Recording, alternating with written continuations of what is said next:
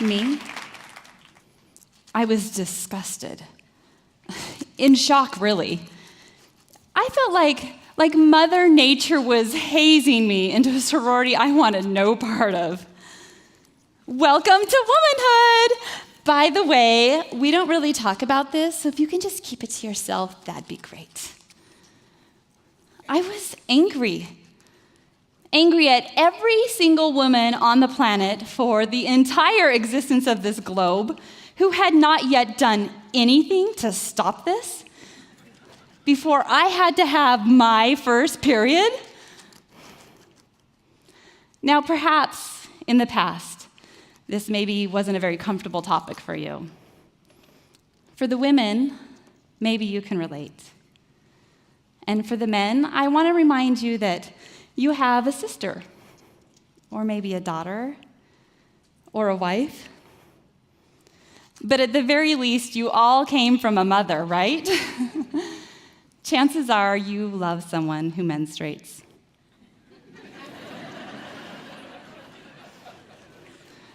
After my first period, I just took a cue from everyone around me and just kept it to myself.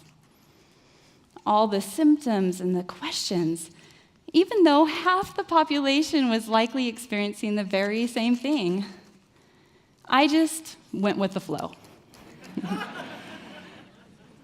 Of course, I'd heard the occasional sitcom references to her time of the month or PMS. There was a more crass version at school and on the bus of she's on the rag or don't be a rag. And we've all heard euphemisms, have we not? Aunt Flo's in town. The Crimson Tide. The painters are in. Of course, I think my favorite is Shark Week. I don't really mind these euphemisms, but they did very little to educate or to normalize such a prevalent process for me. And for 25 years, I hid all evidence of my period like it was a crime scene. But that changed for me when I took my first trip to Haiti. In Haiti, I worked in mobile medical clinics, and in 4 days' time, we saw 320 women, and every single one had either a urinary tract infection or a yeast infection. These very painful infections they had waited weeks or months to see a doctor for. And this scene is repeated week after week in Haiti. Now, grappling with trying to understand why these infections were so rampant, I learned that the women of Haiti have little access to feminine supplies. That they would use cut-up rags or a maxi pad for several days, and this was what was contributing to their infections. You know, it had never occurred to me before what other women were doing for their periods. You know, we were all just so busy keeping this to ourselves that nobody was really talking about it. Nobody was talking about the fact there are women who don't have access to feminine supplies. It had never occurred to me. And then, as if to add an exclamation point to the epiphany I was having in Haiti, I had an unexpected period. And I would have been fine had I packed those ever-essential items that every woman traveler should pack. But I didn't. And I was able to experience the panic of not being able to find supplies and the shame of not being able to take care of my own body. And humiliation when I bled through on my clothing. And relief, finally, when I was in an airport where I could buy supplies. 2 days, 2 short days, I experienced what hundreds of millions of women on our planet experience every month. Month after month, decade after decade, an average of 3,500 days in a woman's lifetime. I came back very different. And I immediately started working in a nonprofit that makes reusable feminine hygiene kits for women and girls in developing countries. And because the cloth items in the kit are colorful, they can be washed and hung to dry using the sanitizing power of the sun. It was through my work in this organization that I learned so much about the state of menstruation around the world. I learned that women will resourcefully resort to using items like bits of their mattress pad, or corn husks, even a rock to manage their flow.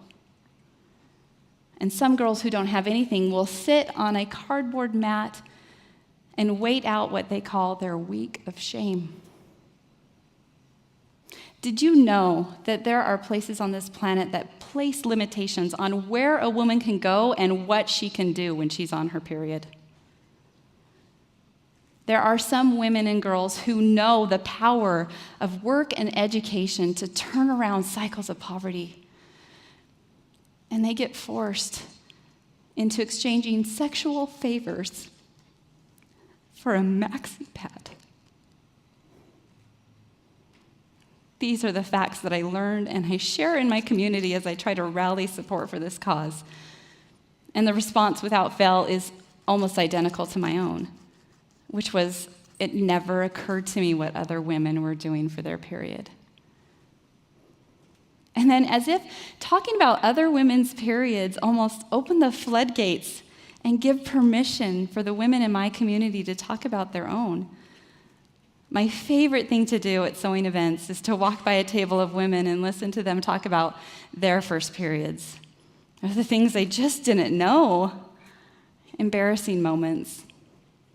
There was one girl who thought that it was a singular event, period, one and done.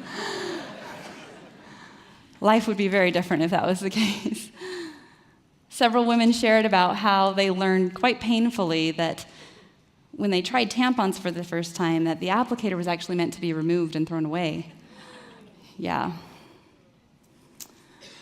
It was through these communications that I learned that the ability to openly talk about menstruation and have access to supplies isn't just something that was happening over there, Uganda, Guatemala, or Haiti.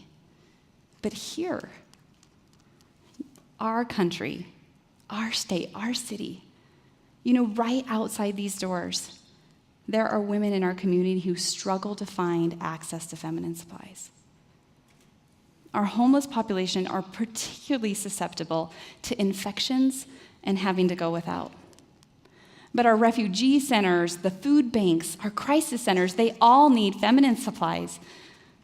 Even some local middle schools, the nurse will pass out supplies faster than her own pocketbook can keep up with. Food stamps doesn't pay for tampons. And as a community, we gather support around those that are struggling and try to provide some basic needs like food and water and shelter. But feminine supplies are the silent necessity, a need that's not being met because nobody's talking about it. Interesting thing is, I was talking to volunteers by the thousands about the needs around the world and locally, and I realized that I wasn't really talking about menstruation. You see, I have 4 boys, and we turned our house into a maxi pad manufacturing plant for girls around the world. But I realized that I was still hiding my own supplies. I would smuggle them in from purchase to bathroom, not wanting to embarrass. And when I realized the incongruency, I decided it needed to change. So I tried an experiment.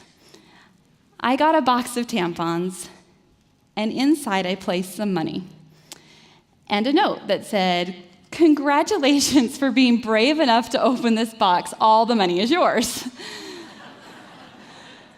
I took my box and I put it in the middle of my kitchen island and waited. Nobody touched it for 3 weeks. Finally, when I went out of town, Dad, who was in on the deal, pressured the boys. "Open the box." My 12-year-old didn't really know, like, what is this about? And when his older brothers let him in on it, he left the room. He wasn't going to have anything to do with that.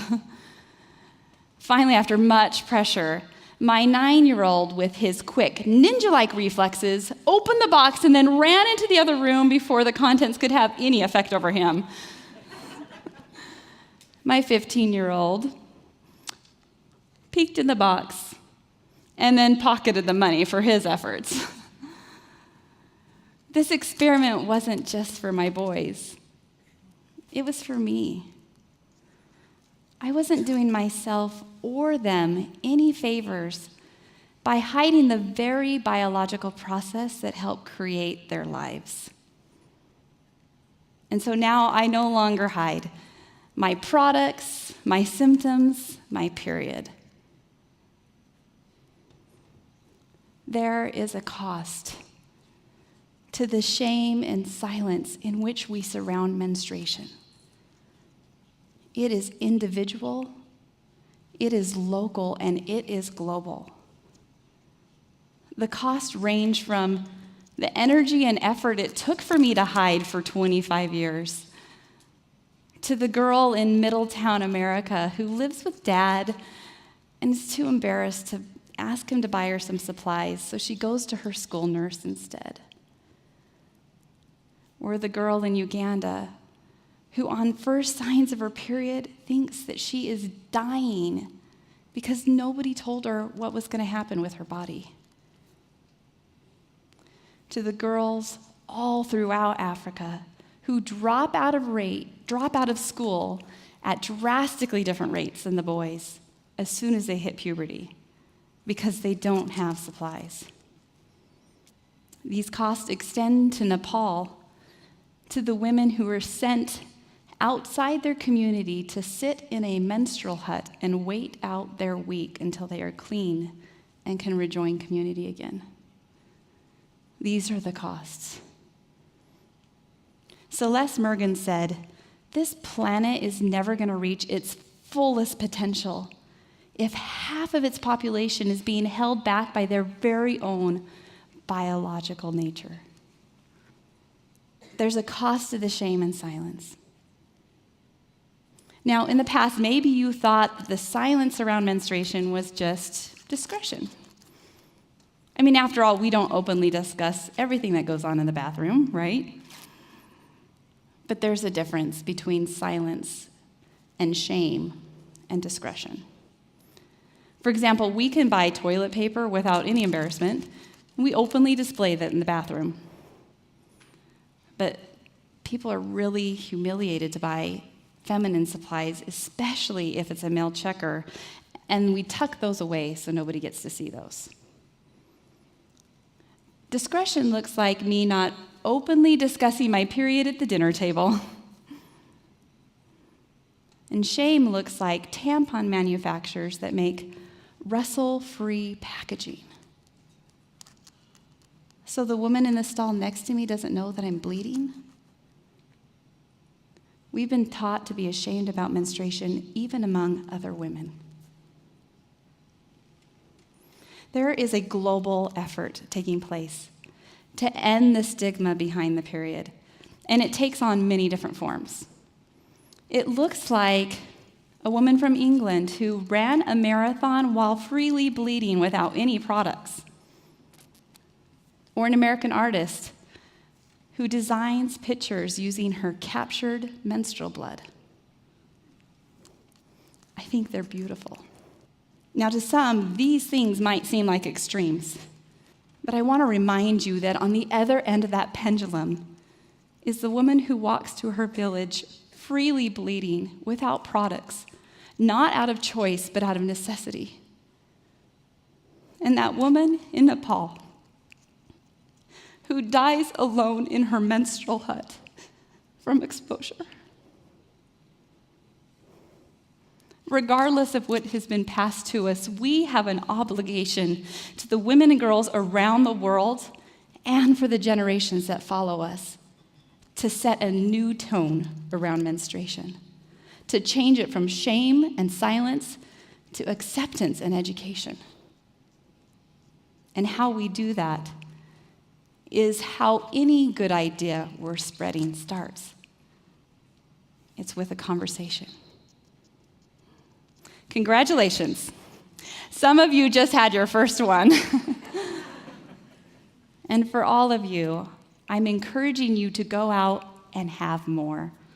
Maybe try your own tampon experiment. Or it could look something like this. Maybe you can go today and ask somebody, did you know there are women on this planet that don't have supplies? You can ask questions like, what would you want me to know about menstruation? What was your first period like? We can start here and maybe expand to questions like, what toxins are in our tampons exactly? Should there be a luxury tax on feminine supplies? And we can ask, who needs feminine supplies and who should provide those? And will you, no matter what your efforts look like, locally and globally, will you ask the women and girls that they serve if they have the supplies that they need? We need to start talking about menstruation and asking questions about the period.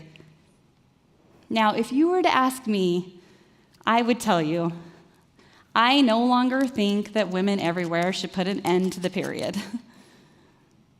But I do believe that brave men and women have the ability to put an end to the shame and the silence. This whole planet was peopled by periods, and there is no shame in that.